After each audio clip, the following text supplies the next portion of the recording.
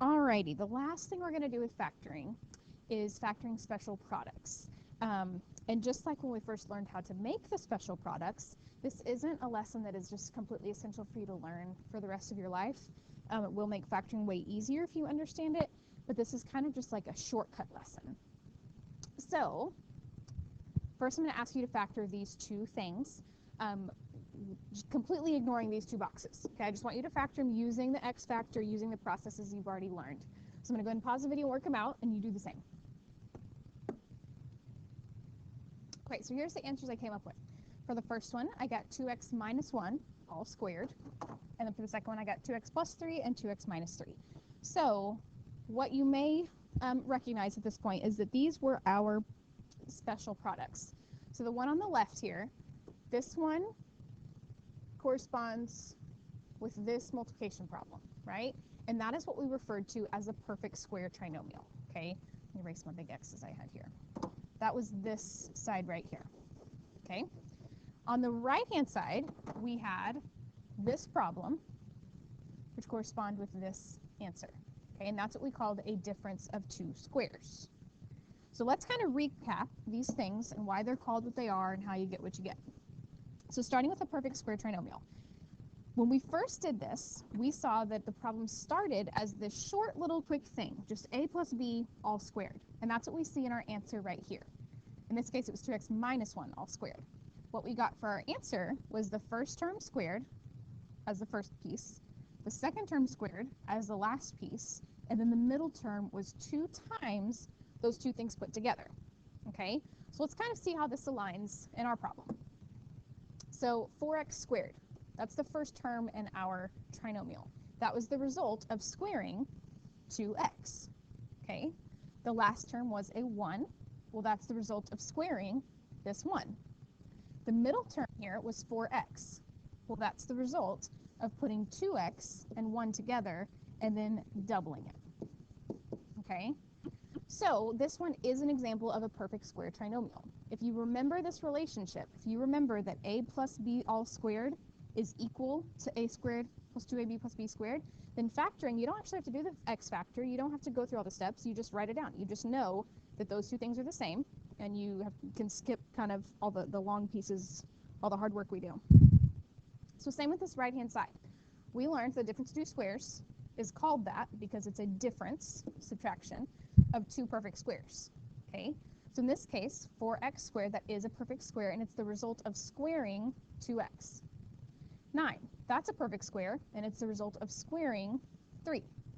Then we know because there is no middle term, it's not a perfect square trinomial, it's just a difference of these two things, we know that the problem ends up looking like this long thing right here, where you have the same thing twice, but one is plus and one is minus, and that was a difference of two squares. Okay, so let's get into this a little bit more. It says, determine if each of the following is a perfect square trinomial. And I go ahead and put this in the corner over here, this little box. We know that a perfect square trinomial is always something squared at the first term, something squared as the last term, and then the middle is 2 times the original two terms multiplied together. So let's just kind of work through these. This first one actually is the same problem from the first page.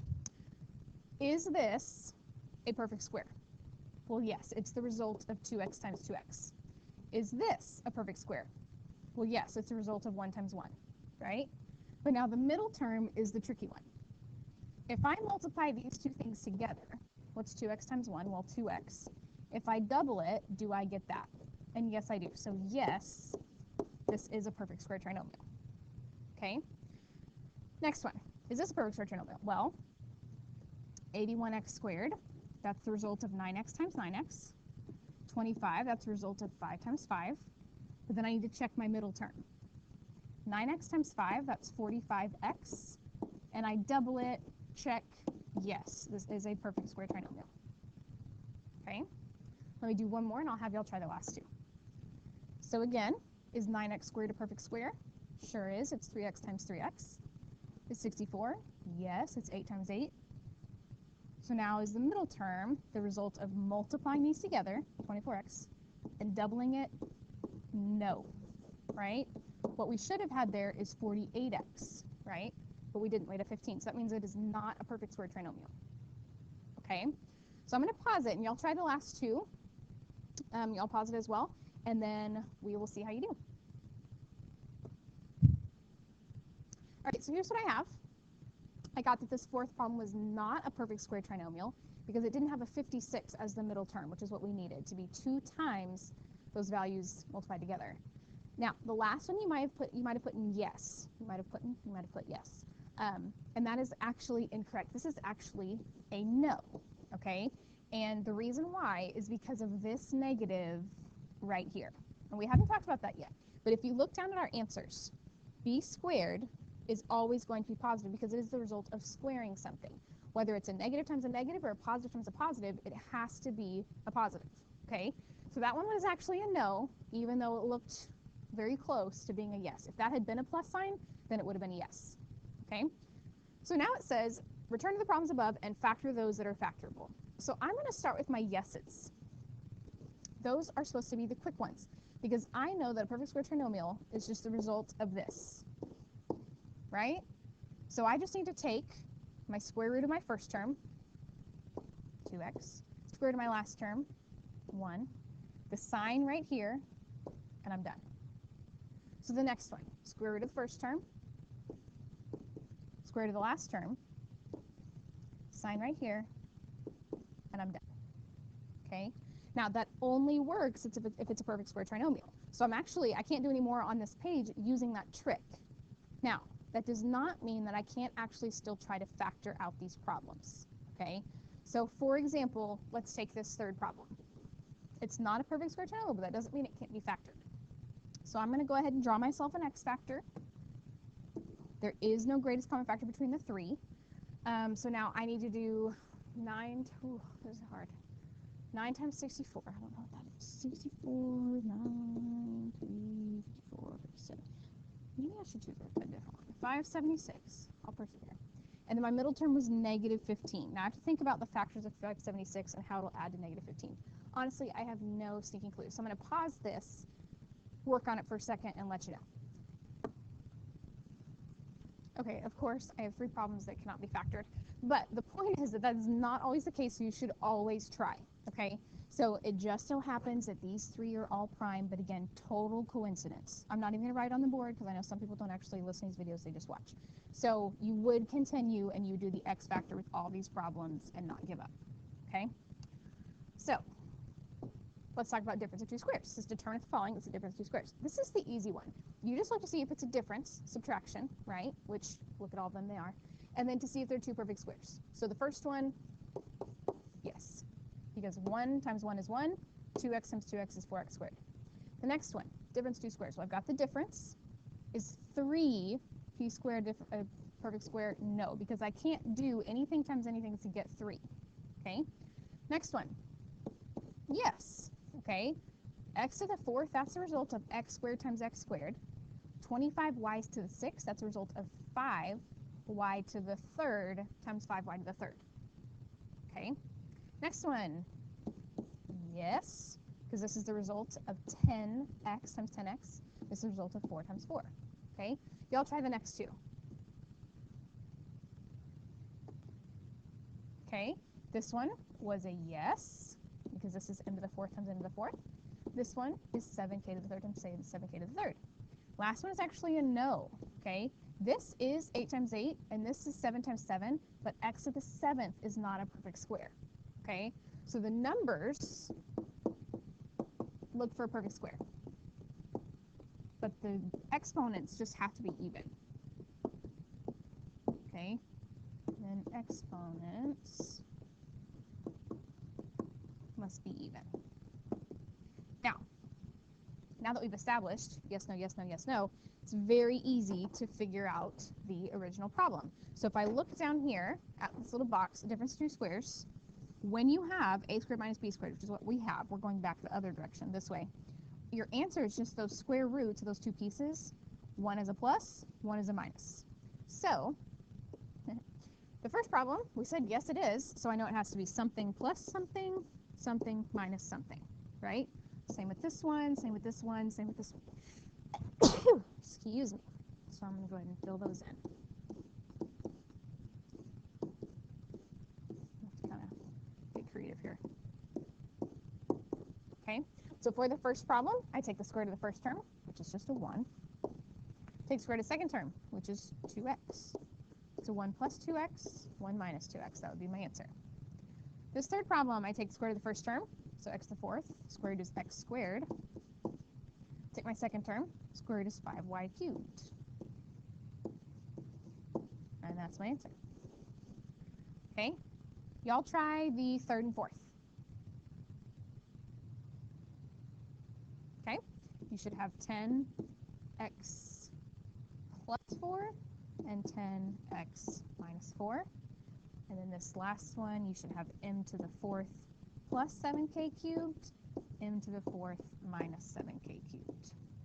Okay, now once again, that does not mean that these other ones cannot be factored. Okay, so if I take this guy down, I will still want to try out the x factor with it, right? Now, I will say, this one is actually, we're not going to go there because we have two variables, but if it had like 3p squared and then just 9, then you would want to try it out. But you can't actually use the x factor with more than one variable. When I say more than one, I mean like different variables.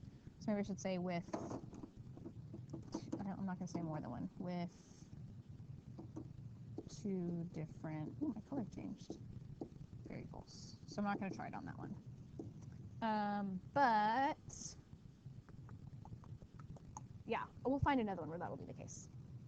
Okay, so at this point, it's just extra practice. You'll notice I mixed together perfect square trinomials and difference of two squares, so it's just kind of a hodgepodge of the two. But remember, it's really obvious if it's a difference of two things or if it's three things, right? So I'm going to give you a chance to kind of get started. Feel free to pause.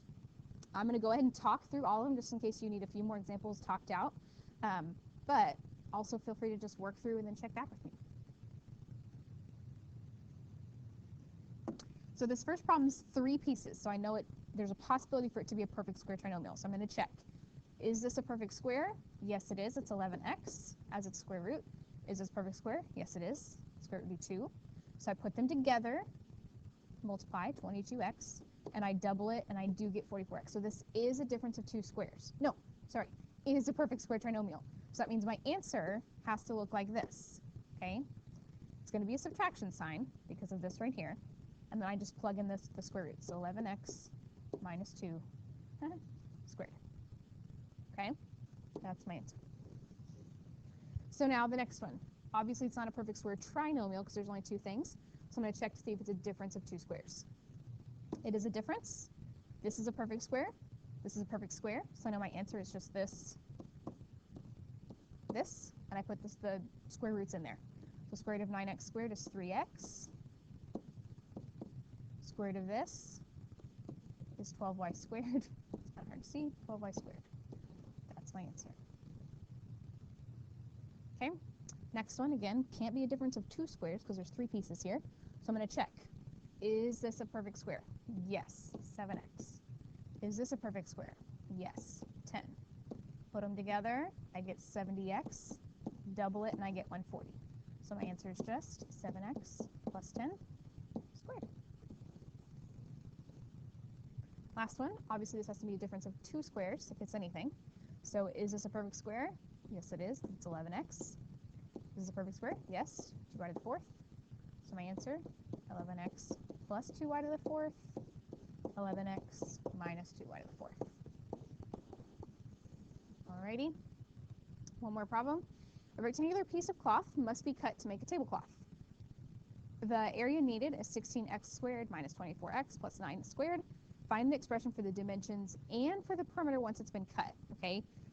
This problem says rectangular piece of cloth, right? If it's a rectangle, we have no idea if it looks like this or if it looks like this, right? It could be a square or it could be a rectangle because a square is a rectangle. So I'm going to assume that it's not a square because I don't want to make any assumptions that I don't know to be true. But I do still want to check to see if maybe this is a perfect square trinomial. Is that a perfect square? Yes, 4x. Is it a perfect square? Yes, 3. Put them together and I get 12x. Double and I get 24. So this has to be a perfect square trinomial, which means my answer would be 4x minus 3 all squared. However, that is representative of the area, right? So if I've decided now that it's a square, right? I'm going to erase my rectangle over here because that means the dimensions are 4x minus 3 and 4x minus 3. Not squared, just 4x minus 3, 4x minus 3. It's kind of the equivalent of me saying, okay, if here's a square and the area is 25, well, what are the side lengths? You wouldn't say 5 squared. You would say the side lengths are 5 and 5, right? So now I can use that to find the perimeter, which is adding all 4 sides. So 4x minus 3 times 4, because I have 4 sides. So 16x minus 12 would be my final answer there. Okay? Now, even though your notes are done, if you flip this page over, you will see a giant flowchart. This flowchart I have copied here, and this is your path to factoring any polynomial that's given to you, any of them, okay? And you have to follow these steps no matter what. This is not like an optional thing where I'm making a suggestion. You really and truly should follow these steps. So I've given you a problem over here, 6x squared plus 15x plus 6. That's your starting place, okay? Right here in the corner it says start here. What does it say the first step is? Factor out any greatest common factors first. So looking over here at my problem, I see, oh, you know what? I can take out a 3. So I've got 2x squared plus 5x plus 2. Okay? So then I follow my arrow. Check, I did that, so I'm following my arrow. Can it be grouped? Well, I look back at my problem, and I'm supposed to have 4 separate terms. And I do not have 4 separate terms anymore, right? I have 3 inside of there. So can it be grouped? No. Okay, so I'm following this path. Is it a perfect square trinomial? Well, I'm looking at what's inside right in here, and I'm thinking, no, that's not a perfect square trinomial because 2x, that's not a perfect square, okay? So no, I'm going the path of the no's here, right? Is it a difference of 2 squares? Well, no, because there's 3 pieces. Can you factor it using the x factor? And notice your only option here is yes. So if you get this far, you always have to try the x factor, okay? So let's go ahead and do that with what's left over on the inside. I've got a times c up here, so 2 times 2 is 4. B on the bottom, so 5. What times what gives me 4 and adds to 5? Well, 4 and 1, right? So I'm going to use that to split apart. So I've got 2x squared plus 4x plus x plus 2. Then I'm going to group. I'm going to take out a 1 here. So I've got x plus 2, 2x plus 1, and I can't forget my 3 that was up here. And there's my final answer, okay? Now notice, that whole thing I just spent time teaching you, the whole perfect square trinomial and difference of 2 squares thing, that didn't help me here at all because it wasn't a perfect square trinomial. So that only works in certain cases, okay? Let's do one more of these and I'll let you be. So again, same exact flowchart, but a different problem, okay? Again, start here. So factoring out the greatest common factor first. Looking over here, what do you know I can take out a 2? X squared plus 16x plus 64. Okay, check. Did that. Moving down. Can it be grouped? Well, no, because I don't have 4 terms. Is it a perfect square trinomial? Well, let me see. X squared, that's a perfect square. 64, that's a perfect square, but let me try to do them together. X, 8, 8x, doubled, what do you know? It is. Okay, so now that it's a yes, I'm going to go off the path. So it's factor using the rule a plus b squared or a minus b squared. In this case, I've got a plus, so it'll be x plus 8 squared, but I can't forget my 2, and that's my final answer. Okay, so this flowchart should walk you through the steps that you need to use, again, for every single problem, okay? Definitely going to make sure that you do not miss something if you use this flowchart. So let me know if you have questions. Good luck on your practice problems, and keep this flowchart handy because you're going to use it throughout all the rest of the topics that we do.